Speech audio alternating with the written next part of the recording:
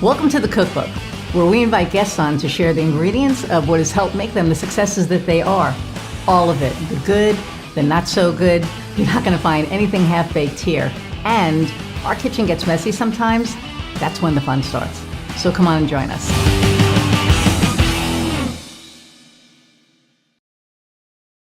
Okay, so hey, there are times when we all could use a little extra help and support in our lives.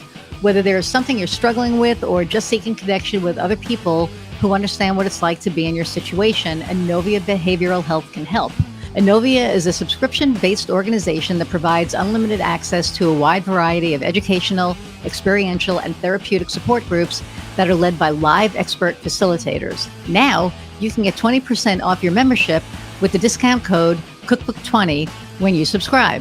Check it out today at inoviabh.com. Inovia, feel better.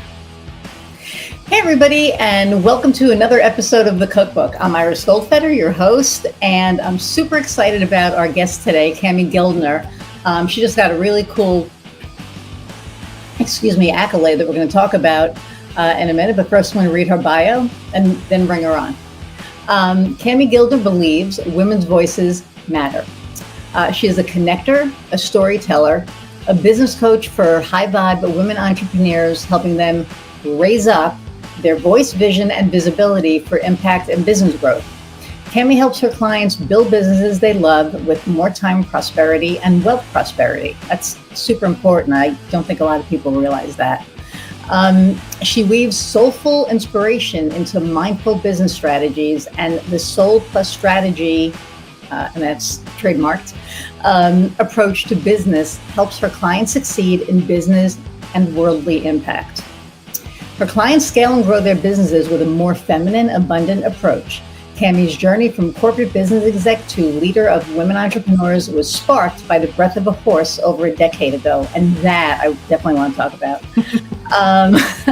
This magical epiphany moment led Cami to discover her purpose of leading high-vibe entrepreneurs to give voice to their most important messages and grow wildly successful businesses. Cami's community of entrepreneurs is creating a new paradigm of entrepreneurship, helping each other raise up in a ripple effect of impact. Her clients have gone on to reach extraordinary heights as consultants, coaches, and leaders, achieving exponential revenue growth, landing on big stages, starting software companies, launching new professional organizations, transforming corporate cultures, and transforming lives. Whew! They are influential and they are change makers.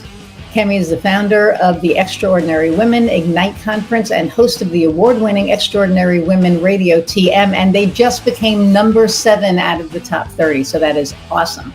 Cami is, when I just finished reading that, she's the best-selling author of Fire Dancer, Your Spiral Journey to a Life of Passion and Purpose, and was named the 2020 25 Most Powerful Women in Business list by the Colorado Women's Chamber of Commerce. So, without further ado and any more reading, let's meet Cami.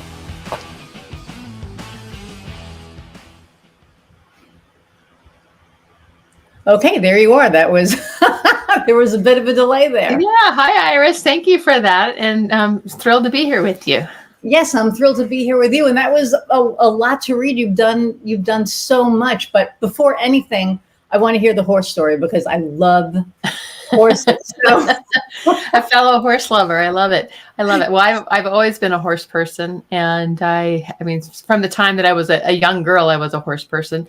And so when I left the corporate world 15 years ago, I left the corporate world and I was trying to figure out what the heck what did I want to do? What did I want to be with my life?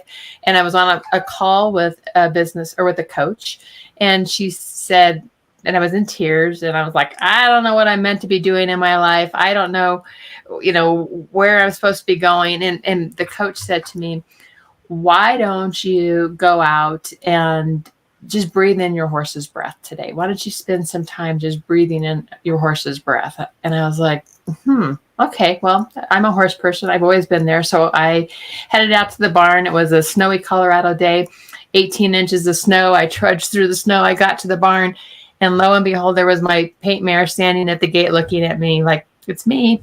And as I looked at her, we started breathing back and forth, and I put my head down to hers, and we just were, just breathing. It was frosty. She had frost on her whiskers.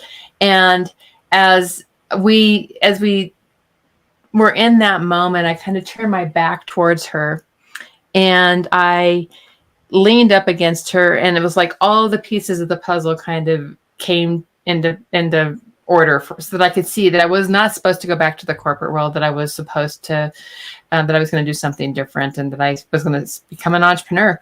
And I never looked back. And it was just that moment that was my epiphany moment that really led me to that space. Wow. That is some story. And horses are, and I don't think, well, people who love horses and are into horses get it, but people who don't, they're a very spiritual animal.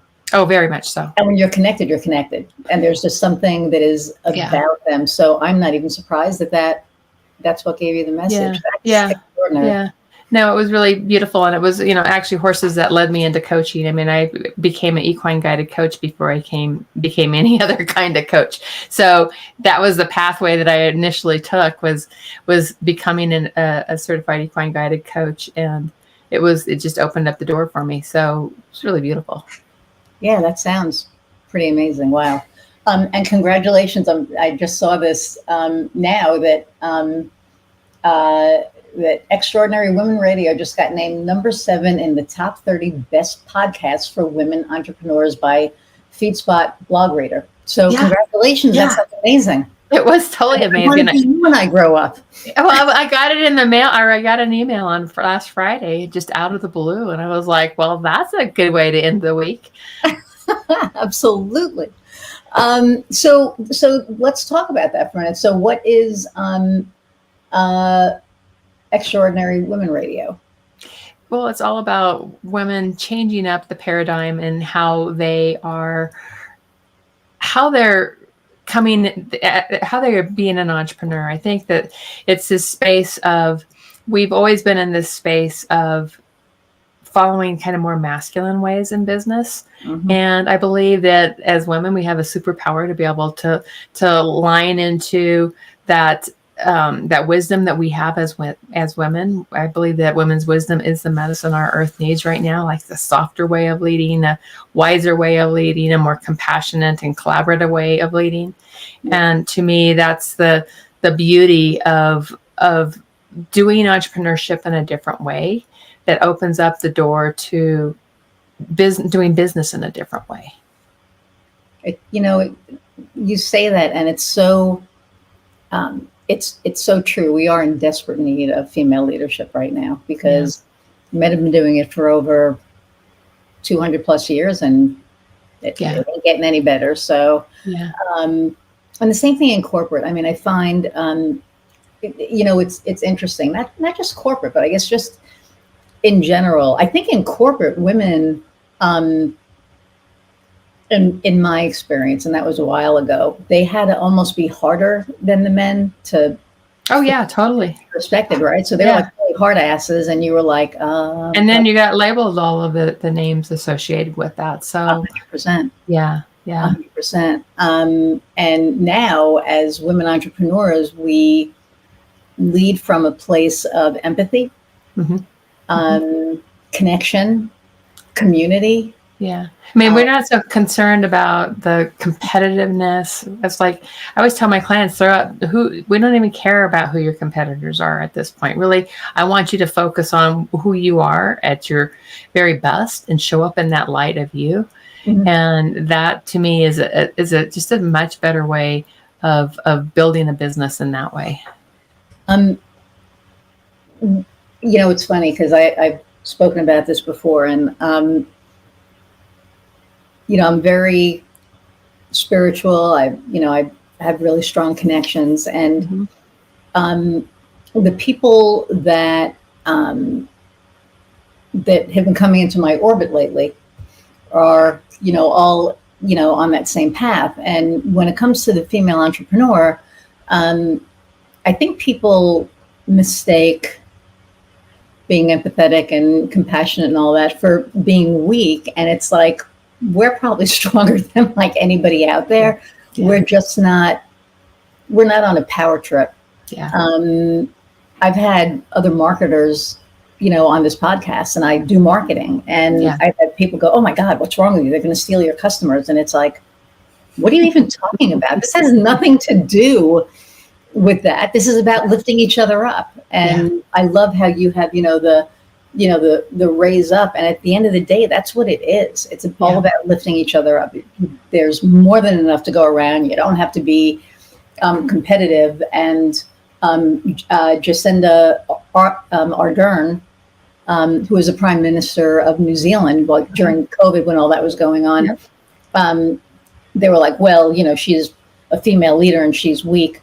Her country was like the first country that got out of everything because she did everything properly with compassion, with empathy. She was a strong leader, but a caring leader. And I think that we're in desperate need of that right now. Yeah. And it's our intuition is huge to bring to the table. I mean, from that perspective, if we can listen to our intuition and build businesses from an intuitive perspective, we are making decisions that are guiding us from a higher source, if you will. That whatever that looks like for you. It's like we get guided if we open up to it. And I think that's the difference, that as entrepreneurs, we can really tap into that inner wisdom.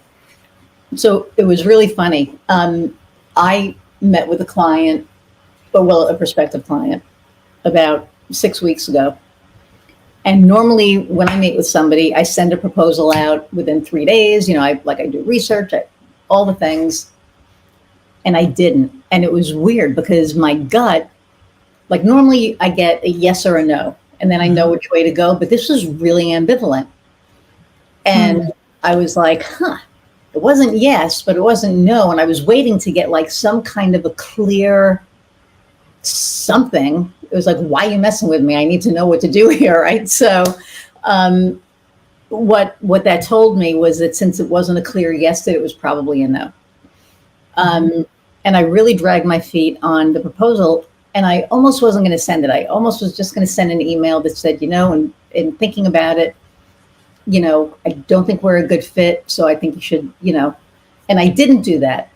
And I didn't do that because I'd never done it before. And I didn't feel comfortable doing it. So my wife was like, well, you did tell them that you were going to send a proposal, so you need to at least send the proposal. So I did. And it was maybe 8 days after. And the weird thing is that their event was on my birthday. So that was a whole nother, thing. But, and so I sent it and I didn't get it. They sent me an email back a week later saying we decided to go in another direction. And I was like, okay, good. And then I was like, release, right? It was released. And then for a minute, I was like, wait a minute, what do you mean you went with somebody else? But I knew that it wasn't, I knew that it wasn't right, but it was just a really weird moment for me because I've never had that. It's usually really clear. But what became clear was that if it wasn't a yes, it was a no. And if that happens again, now I know that I'm just going to send an email saying, thank you for taking the time and meeting with me, but I just don't think we're a good fit. And then she said, you can't run your business by your gut. That's not how it goes. And I said, but you're wrong. I said, that's the only way I can run my business.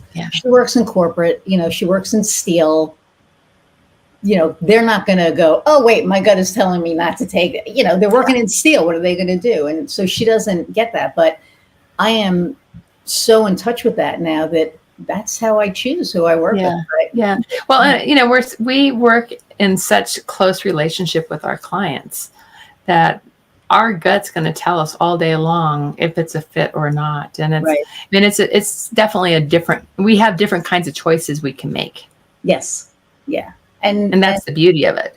Right. And to be at that place to be able to make those choices, right? Because in the beginning, you have to take anybody, right? Which, and then you learn. Then you learn that the ones that your gut is saying no end up costing you more money than they brought in. So yes. Yeah. It's been a heck of a journey. So you were with corporate 15 years ago. What made you decide to leave corporate? Well, I got laid off. So that was part of the story, right? Was I got laid off. And I always say that was my best gift that I ever got. It was best gift was getting laid off. Second one was it was 2008 when there wasn't a lot of other VP of marketing jobs around. And then I lost my father about a month after that happened, which was, very such a big life transformation time when you lose a parent. And I slowed down. I took about a year and a half to really think about what did I want to do. And, that's where I was, so that day with the horse, I'd been doing a lot of work. I've been doing a lot of inner work, trying to figure out what the heck was I going to do next? Who was I? Really coming back home to me. And I think that's a big part of it was, right. I think I was coming home to me in a way that I could listen to that inner wisdom, because I don't think I could even hear that inner wisdom.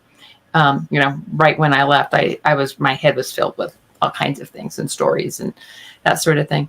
So, but I loved my corporate work. I mean, it had me going around the world. I got to, I had a lot of wonderful experiences that I get to even bring into my work today. Mm-hmm. And, so as a business coach, I'm definitely bringing in, the things that I learned from those 20 years in the world of corporate. And I also learned that growing a business is, very different than growing, being within a company and growing a business. Oh. And so I had a lot to really learn there. But I also know that that's the work that I, help my clients with today. So many of my clients left the corporate world behind and are growing their businesses now. So that experience was really invaluable to be able to help my clients in a way that I get the pathway they're going on. And then how do you turn that up? How do you turn that dial up? It's such a gift to be able to do that. Nice. Do you miss corporate at all? No. You couldn't get me back there. They're just like, no. Yeah. But, it's a majority of my clients made that leap, that were former executives. They made the leap. And, and that's kind of my sweet spot is really helping them grow their businesses. That's awesome. And I have a couple of clients that are coaches that left very high profile corporate jobs, mm-hmm. To start their own. And I'm helping them with their marketing. You're helping them with their journey. I'm helping them with their marketing. And it's a trip, like listening to both of them, because, one was I think the COO, forgive me, of Mercy Housing. Mm-hmm. The other was a CFO of Prudential. Mm-hmm. Mm-hmm. And it's so different, what makes their clients come to them is because they've been through it. So right. Same thing with you. I mean, you've danced that dance. Yeah. Yeah. I mean, we want to work with people that get our journey. Right. Oh yeah. Yeah. And it was funny because one of my new clients is a local kennel. And when I walked in, it was just one of those things where I just felt this instant connection to the place, not even the people before we spoke. Like I just had this connection to the place. And then I met, the owners, and we sat and we spoke, and the more we spoke, they said, this is a really, great place. And I said, this is a great community.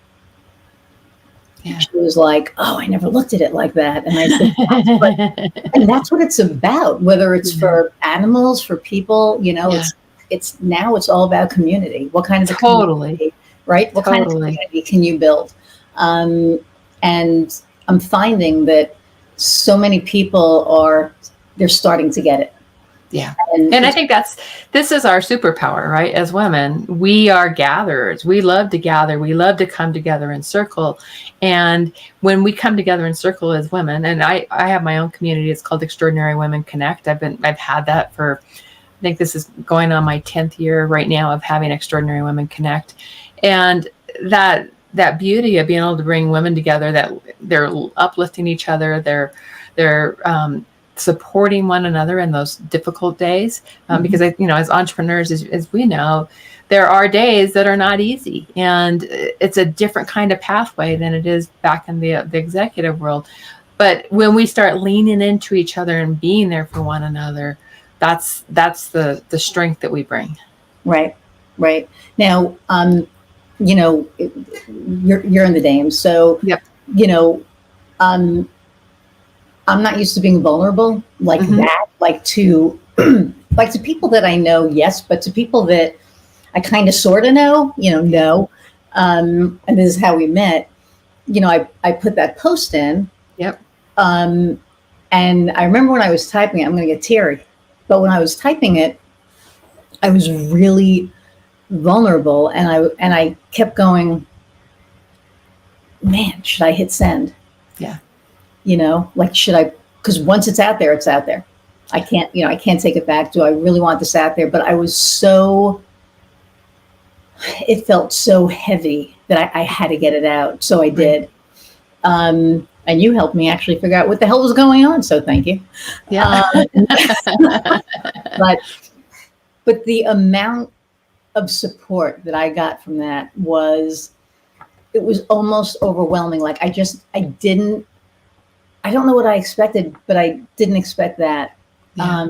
And it was the most amazing thing. And I sent Megan a message after, and I was like crying, thank you so much for building this community that helped me feel safe enough to share what I shared, because I don't, New Yorker, you're not supposed to be blah, blah, blah, whatever, and it was beautiful. But it was funny because when I told my doctor, I was like, hey, somebody went through the same thing I went through, and this is what she said. And she went, we should look at that. we didn't even think about it. Yeah. Yeah. So yeah, it's so good to be able to have community to lean into. Even that was like not even work related, right? I mean, it was health, and then and I think that's another part is as women, as we get older, our bodies are shifting and changing, and the ahas that we can get from one another, I think, can be really powerful, and that's what happened there. Well, yours was super powerful because after I read it, I finally felt like, because I had no idea what was going on, and you made it make sense. And it was just like, oh God, if that's it, that would be freaking amazing. And now I'm on the 6th week, and I have a follow-up with my doctor in 2 days. And I haven't felt this good in I don't know how long. So thank you for that. Yeah. Well, I thank my functional nutritionist, because that was how I figured mine out. So yeah. It was pretty amazing. And then it brought us together. So that was totally this whole, I know. Always gifts. I love synergy, right? I love when synergy happens. So, some of the people listening to this are people who are thinking about becoming an entrepreneur. Yeah. And, it's not, as we know, it's not an easy journey. So what advice would you give to somebody who's thinking about becoming an entrepreneur, either getting, leaving corporate, or if like us, because the same thing for me, it was out of necessity. I got fired. And so what advice do you have for somebody thinking about that? Well, I would start with, if you're still working, put the plan in place first. Make space to think about who it is you want to serve. What do you want to be doing? Put the plan in place. I've got clients right now that are in that space, and it's good to have community around you and to go through those steps with someone who has already gone through those steps. I can tell you, when I started my business, I came out going, oh my gosh, I was a VP of marketing. I know how to do what I do. And so I definitely know how to market. So I didn't hire a business coach in the first couple of years of my business. And that was probably one of my big lessons, because as soon as I did hire a business coach, I found clarity. I found, I went down a pathway where I knew exactly who I wanted to serve. And every time I got more clear and more clarity around that, my business would grow. And so hire a business coach, I think, is a good tip for you to really think of. And, when you're thinking about that next step, wait, put all the pieces in place, and then make the leap. And if you've already, like me, I got laid off, which was always that good gift, then jump in sooner than later with a business coach, because they've been down that road, and they can just share so much wisdom with you and get you to that place much more quickly. Yeah, it took me 9 years. So I just hired a coach like at the end of last year. Mm-hmm. And I did it because, I mean, I was doing good. Like I tripled my business last year without a coach, which was crazy. Yeah. But I realized that I didn't have like any kind of an offer. Like I do what I do, but I didn't, to get to that next level and have an offering, I didn't have that. So we're working on that now, it's kind of funny because it's like all, like it's like based around like food phrases and stuff. So, and cooking. So, but I think you're right, because when you have a coach, and just like you, right? When you have a coach who's been there and can guide you, I think, so for me, it makes it more comfortable and safe because, she's gone through it, she's done her offers, and, now it's like we're building mine, and I know that I can completely trust that this is gonna be awesome. Like when this thing is done, I can't wait to show you. It's just gonna be phenomenal. But I never would have gotten there on my own. I wouldn't have gotten there without the dames, to be 100% honest. Yeah, and you may have gotten there eventually, but it would have taken you much longer. And I think, yeah. And I think the other part of that is that there's business strategy on, where you should be when you're first starting your business, what kind of an offer you should have when you're first starting your business, and then how are you setting up the foundation for the next level so that you have a pathway with your customer journey. So getting into your client's mind, getting into your client's stories, you start to create this journey into where they're going. And once you understand that, you can build your offerings to really to match that. Right. And what's important about that is if you don't do that, you end up having too many products. And the reason I know that is because I had too many products. And so once you pull back and you find that clarity in where you're going, where you're taking your customers, and how you're serving your clients, you can really build a scalable business model. And you don't want to scale too early because you don't have the right foundation in place. But but there's an important place where you want to have your business ready to scale. And so a coach can really see those places in your business that are the pivotal moments that take you to the next level. Right. And that's where I'm at right now. So like we're all-in-one marketing solutions, and we do all the things. And basically, we're for the person who doesn't want to work with 20 different people to get all their marketing done. Right. So that piece is great. But I didn't have any kind of a program in place that, hey, we don't just do this, and this isn't the only way that we benefit you.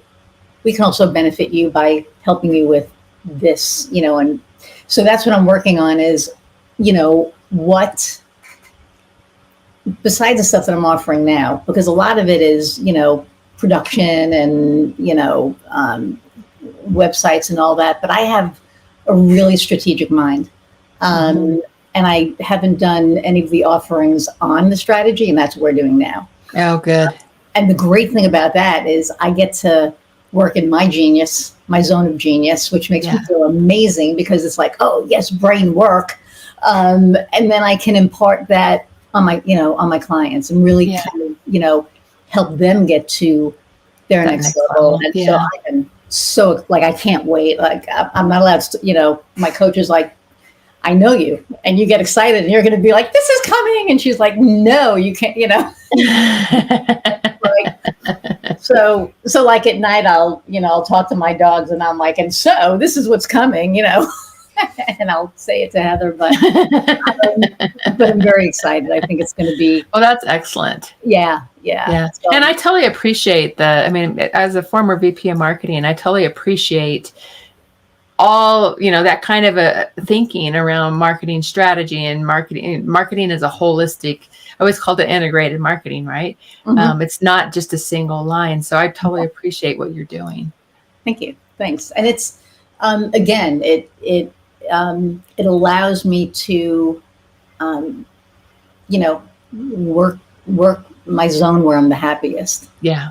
So not only am I helping my clients grow and expand, and also kind of expand their awareness, it's making me happy, right? I'm working out of my joy. And that, I don't think I've ever done that. Not that I don't enjoy what I'm doing, I do, but I've never been giddy about it. I am so giddy about this that it's like, it's awesome. So, awesome. Yeah. So, there are also, well, I want to talk more about okay, so we have the Extraordinary Women Radio. Talk about your journey, like, so I know that, the connection to the horse kind of got you going, but was it smooth? Did everything happen pretty quickly, or was it something that, you really needed to kind of meditate on, or, how did you? Yeah. I think this last, I think 13 years into my business at this point, and it's definitely been my biggest spiritual growth that I've ever been on in my life. So I was not a spiritual being back in my corporate days. That just was not me. I wouldn't even have claimed that whatsoever. As I made this journey into being an entrepreneur, that was a big piece of it, was really learning to trust, to listen, to make space to meditate, to think, and all these sorts of things. But when I think about this journey, what happened as an entrepreneur, when I first took that leap, clients actually came to me pretty readily because I was on fire with my excitement and what I was going to be doing. And so I was a life coach, and I was working with executive women who were having this calling for something more. And as I waited, as I was working with women in that space, so many of them started taking the leap into starting their own business. And so I was like, well, I've got 20 years of business experience prior to this, and I've been going down my journey. My business has been growing quite nicely. And so, I was like, okay, I'm going to make this switch. At the same time, I was working, as I was making the switch, as I was starting to think this through, I was working with kind of the gurus, right? Where you start following all of the formulas. And it's like, oh, this is what you should do. This is how you should build your business. And what happened in my business at that point was it really, where I really had a nice upward level, growth from the beginning of my business. It started to level out, and then it actually dropped. And I was like, okay, what's off here? What's different? And I was creating marketing, and you'll appreciate this, that was very formulaic. It was driven by the formula. So it sounded like everybody else's. Right. And so I went back through a whole year of just like, okay, what does my business want to be? And I kept getting this, it wants to be a spirit business. And I'm like, what? That's just crazy. That's totally crazy. And so I had so much resistance to that. But the more I dug into it, I was playing with the eclipses. I was playing with, all kinds of, crazy stuff. And the more I just kept getting the same message. And so I was like, okay, I'm just going to listen to this, and I'm going to go with this. So I revamped all of my marketing to really come from within versus following the formulas. I threw out all the formulas. I'm like, okay, my marketing needs to come from within, because that's how I started my business and how it really grew. And I came back to that. And from that, listening, what does my brand want to be? it really got into, okay, I'm helping people with their businesses, but with a soul and a strategy mixture. And that's where that's where it really evolved for me. That's awesome. And Yeah. it's interesting because when we do marketing as solopreneurs, right? Mm-hmm. We wear the product. Yeah. And I'm going through a rebranding, and I think I'm launching Wednesday. I had my logo redone, and but my website is just about done. I think we have like one more page, and then I'll be able to launch it. But Yeah. it's all me. Yeah. And it took me. It wasn't like that. It was like very corporate before. My logo was very different. It was very, what's the word? Come on, brain. Sterile. Mm-hmm. Mm-hmm. And that ain't me.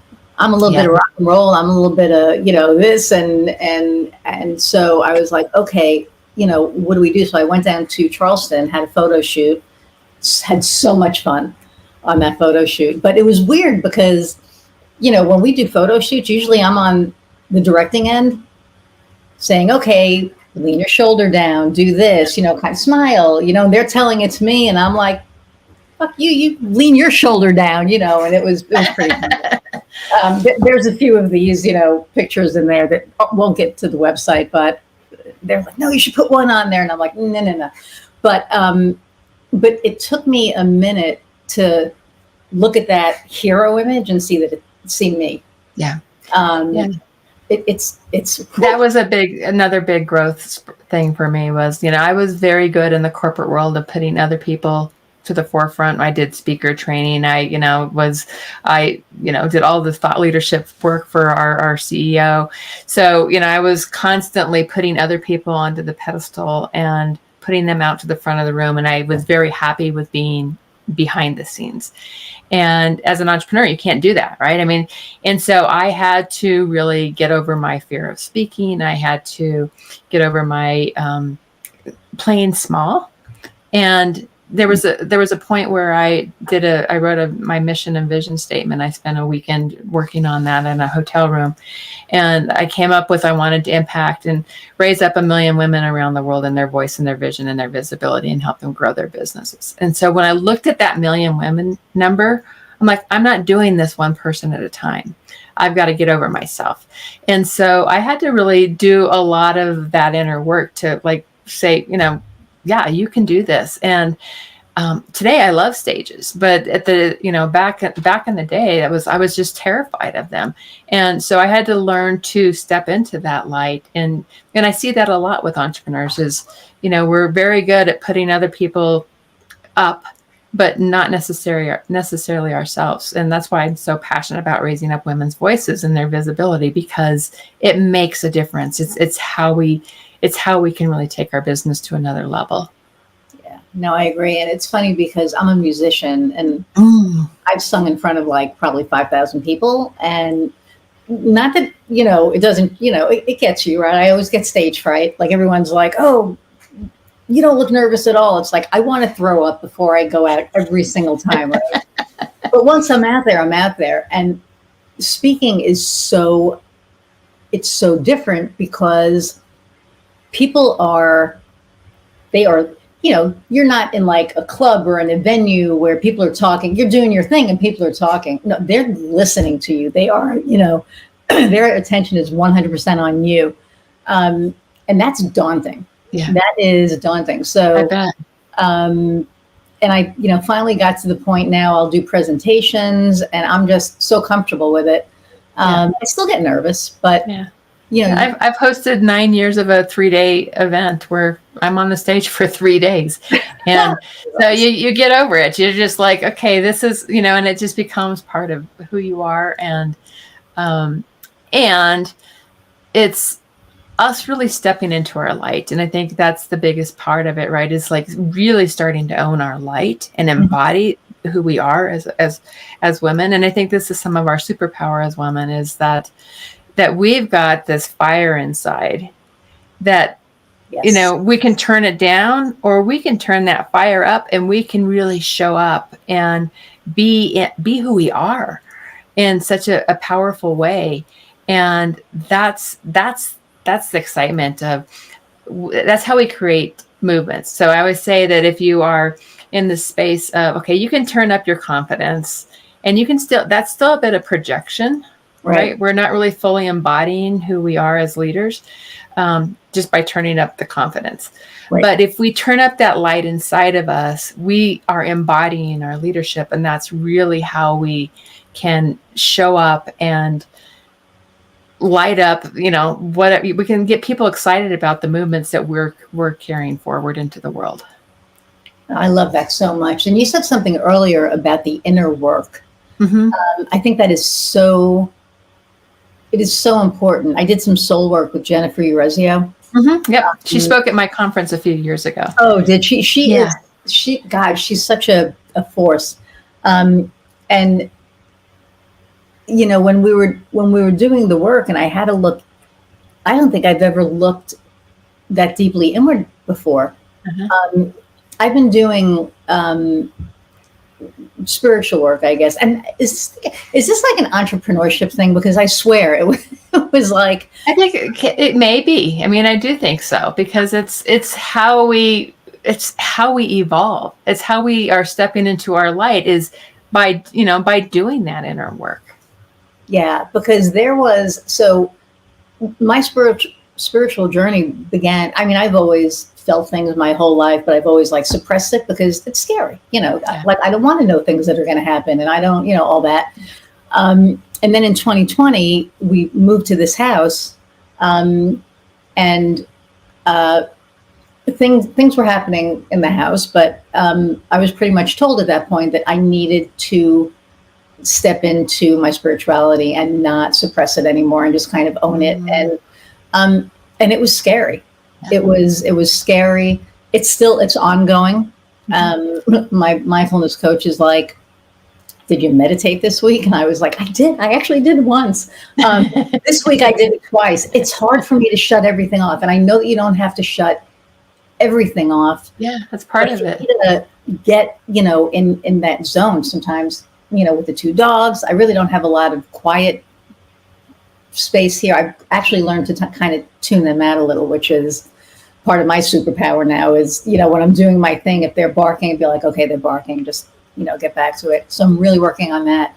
But just as Jennifer said, stepping into my power and owning my power and being able to say the word power. Like when I first started working with her, I was like, my stuff. And she's like, your power? And I went, yeah. She goes, say it. And I was like, I said, I did. She said, no, you said your stuff, say power. And I said, but I did. She said, say fucking power. And I said, fine, awesome. Fucking power, It's like, okay, I said it.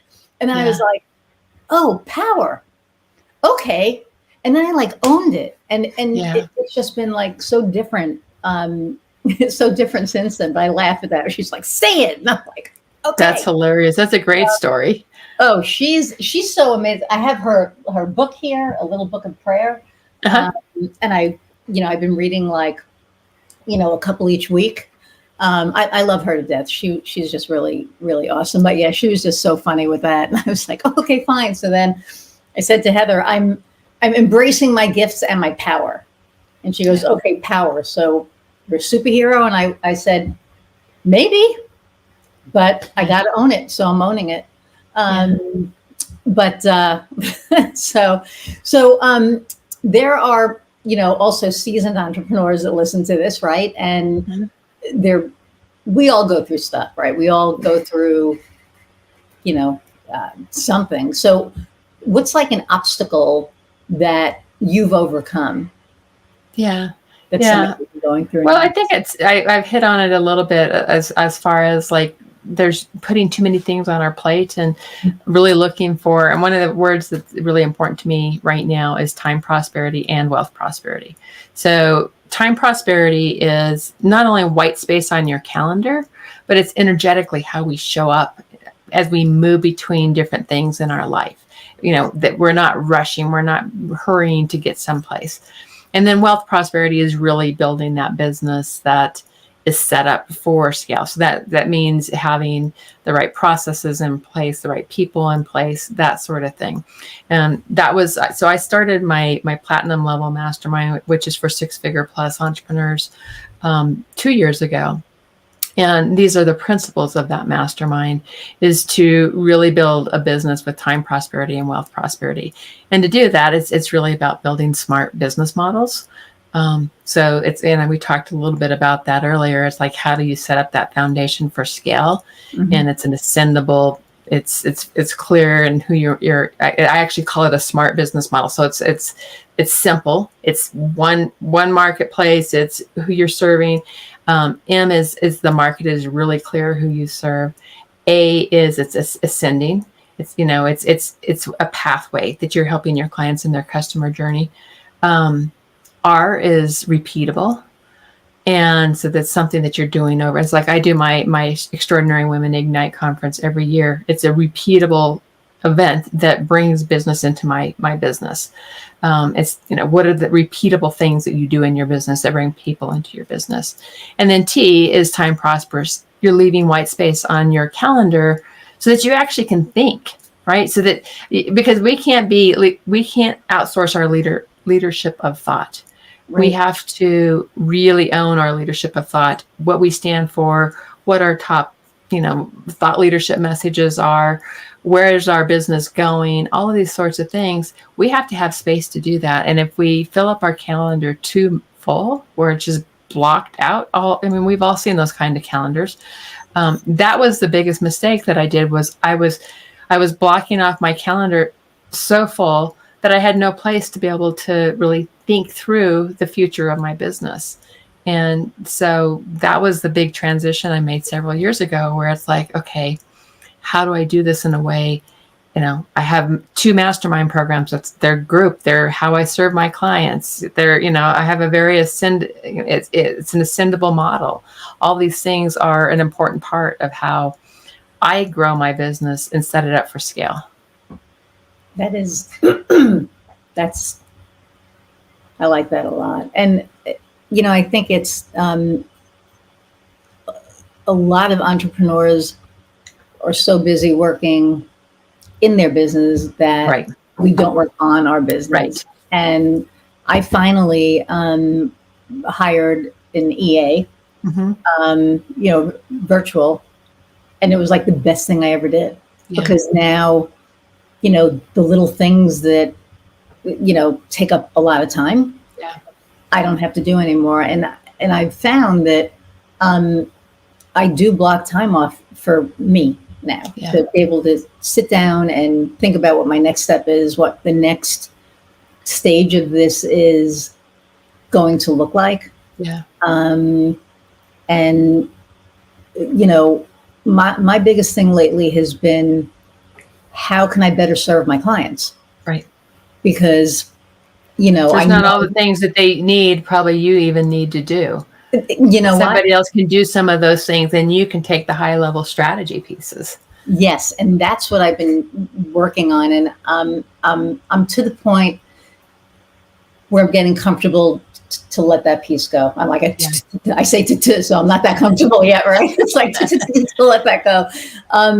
It's really hard when, you're the product, and the people want to work with you. Yeah. To say, okay, you're going to be working with me for this piece, but this piece I'm letting go. My wife laughed because she actually printed off my autoresponder. When you email me, you get an autoresponder saying, hey, I'm not in my inbox as much as I was. So she printed it off and she shows it to everybody at work and goes, well, this must be nice to be able to, do this, because she doesn't have an assistant where she is. And I said, you're making fun of that and you're teasing me on that, but that's how I'm getting to the next level, because you can't get to the next level and otherwise you become the bottleneck, right? Yes. Well, I was becoming the bottleneck, right, because everybody wanted, this, and as a podcast, I'm the one who, schedules the podcast, and I'm stepping away from that piece. And, I said to my assistant today, I'm like, okay, I'm going to let my calendar go now. Yeah. She was like, "Are you sure?" I'm like, "No, but we're gonna do this, And it was really like hard. I was like, okay. And so now it says, if this is calendar related, please reach out to my executive assistant Ace, because I'm trying to really get, to that point that I'm preaching to everybody else about, that they need to do. I need to do it myself. Yeah. And that was one other thing that just came up as people get into that next level of their business that I really started to catch myself doing was I was trying to outsource the wrong things. And this is where you can't outsource your leadership of thought. Right. It really came from, because I was like, oh, I'm just going to have this person do all these high level messages. I'll have them come to my mastermind meetings and they'll capture what my teachings are. And then they'll, post those onto social media. And what I really discovered was that leadership of thought. So the things that I want to stand for in my business has to come from me. Mm-hmm. And so I spend a lot of time, like if I do a solo podcast episode, it takes a lot of work to really think through what I want to stand for. What's really most important that I be delivering right now. That has to come from me. And then somebody can go through that and like parse out different pieces and repurpose all of that content. I'm big on repurposing content, but the big thinking has to come from yourself, and you can't outsource that. Right. Yeah. That's 100% correct. And that's why I'm doing that letting go right now. Mm-hmm. Yeah, exactly. Smart. And it's like I said, it's a bit of a challenge. I decided last night that I was going to do it, and I think I fell asleep about 3 a.m. Oh no. So, okay, you got it. You need to not be up all night worrying about this stuff. Totally. Just let it go tomorrow. The things that we do, right? The mind games that we go in our head in the middle of the night. You're like, what? It's so funny, right? And there was a thing where you'd rather work 100 hours a week for yourself than 40 hours for somebody else. And obviously I'm breaking. I'm not doing that. No, I'm not doing that either. Yeah. Anymore. But no, I keep cutting back, and I love seeing that happen on my calendar. Yeah, and I'm working on that. Like my calendar looks a lot better than it did. Like the last 2 months was insane. I would look at my calendar on Monday and be like, holy shit, are you kidding me? Like, why didn't I leave any but I said, here, schedule time on my calendar. And then there you go. That's really smart to turn that off and turn that over to your EA. So this way she can schedule it. We've had a conversation this morning about what times I need to keep open for me. So don't schedule that there. And, and I'm still looking at that, what I want to do with that, but I'm taking the steps, and, I'm excited that I'm at the point that I can do that, because there was a time that I couldn't. Yeah. Yeah. So, and here's the other piece to that is, as you move between things on your calendar, having the space to be able to really breathe in between, to go outside and breathe the fresh air in springtime, that sort of thing. The more that we can make the transition into other meetings really just peaceful for ourselves, we gain a sense of peace. Yes. And I'm trying to gain puppy time, because they see me in the house. I have gates up because my 9-month-old is a teenager and she's insane. She won't come in my office and chew like a piece of paper. She wants to chew, the cable that everything is plugged into that could kill her, because, the first 2 years of their lives are keeping them alive. And I think it's important for me as well to have that, that puppy time and that connection with them. So that's what I've been trying to do in between meetings is, come home, especially now. It's been gorgeous. Like today I had a meeting that was supposed to go till 4 and it ended at 2:30. And I was like, yes, first thing I did, I came home and I didn't do anything on the computer. I played with the pups outside. Yeah. And it was that's a beautiful way to transition. Oh, just, getting that energy. So, there are a lot of coaches out there, and I know that they, each do different things. So what is your differentiator? The soul and strategy, right? It's, I bring those two together really beautifully. I think that's, I've got decades of experience from a strategy perspective. And I think the soul piece of it's really important. And I think my passion around women's businesses and really pulling women's wisdom out to the forefront of our work that guides us, that, you know, it's our intuition, all of that coming forward and leading. I think that's what makes me different. And how do you bring the soul into it? We do all of our, I mean, even the branding is built from the inside. Branding, the marketing is built from the inside out. So who are you at your very essence? That clarity in who you are. How does that fit into your brand? How does that tie into your brand? Letting it really flow from the inside out. That's beautiful. And that is different because a lot of people don't do that. And, you know, you said it earlier. It's like, you know, marketing used to be, and it still can be, very formulaic. You know, it's like what was Foster's thing? You know, place, price. Oh yeah, the product and the 4P. Yeah, yeah, the 4 P's of marketing. Product. What was it? Product, place, price, and promotion. Yeah, right? Yeah. And there's like that formula, and it's not about that anymore. Yeah. No, I totally agree. It's more about relationships. It's about, you know, human to human connections, and how does this work? How do you help this person from a customer journey perspective? It's very different. You know, you say the human experience, and it's so true. So I have a woman that I work with, and she does my website optimization. And it's not search engine optimization; it's actual website optimization for the human experience. So when somebody gets to your website, there is, you know, and you know, that's what my website is now. And we do that for all of our clients because it is all about the human experience. Like everybody always left that out before. And now it's like, that is the most important thing. Totally. Right? So how do you look at it from a website perspective? What's the you know, it's gotta flow right. And everybody who gets to your website has to be able to have the same experience. Yeah. So somebody who's disabled, somebody who may be colorblind, somebody who may be, you know what I mean? Yeah, so it's kind of the user interface or the user experience. Experience, yeah. So I go back to the software industry, right, where we hire people to come in and help us with the user experience of our software. But that's it, because there's so many websites out there that aren't user friendly. They don't have that human. And you know, the other part of the human experience is being vulnerable enough to let people see you. Yeah, totally. And and I go to a client's website, I'm like, where are you? You're not on the website. Yeah. I know. I thought this was somebody else's website.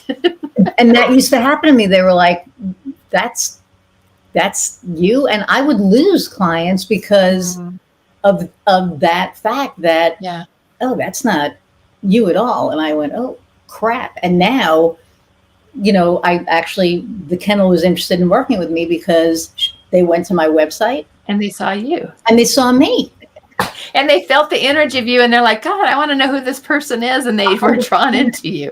Right. 100%. And that, you know, that's the human experience, and that's what we do for our clients. Yeah. Is we make sure that their website has that. That's awesome. Connection. So yeah. Well, this has been amazing. We're almost at an hour. It goes so fast. Totally. Because I could talk to you for like another 2 hours easily, more, whatever. I'll be in Colorado. Well, I'm going to have you on my show, so. Well, yes, I know. But I'm coming to the Fun Prince. I'm actually on the planning committee, so I'm going to be in Colorado. Oh, cool. When is it going to be? October. Okay.